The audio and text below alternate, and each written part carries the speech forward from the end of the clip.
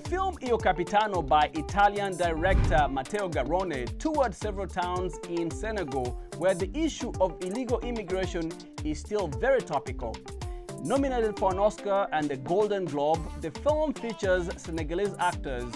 In a small auditorium in the outskirts of Senegal's capital Dakar, audiences struggled to hold back tears as they watched the film. Let's take a look. The crowd spent 2 hours following a pair of Senegalese teenagers as they risked their lives to reach Europe, facing a grueling journey across the Sahara, torture in Libyan jails, and Europe's indifference to their plight. After winning awards at the Venice Film Festival and receiving nominations at the Oscars and the Golden Globes, the film Il Capitano has now returned to where the story began, Senegal. The director, actors, and wider team embarked on a 12-day tour of screenings across the West African nation with the Cine Mauvel Foundation, which ran until the end of April.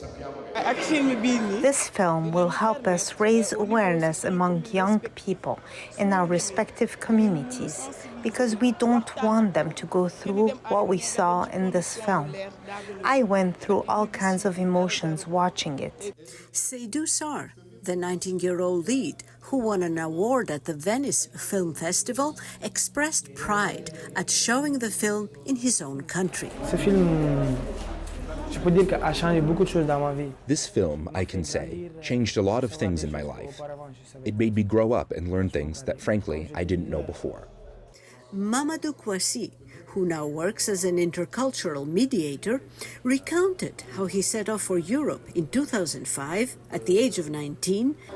It's a film that tells my story, a film about me in the first person.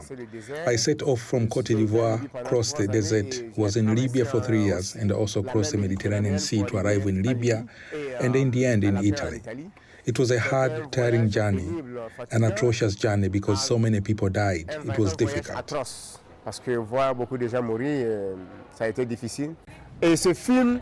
This film is not intended to discourage young people from living. Every young person is free to follow their destiny, to follow their dream.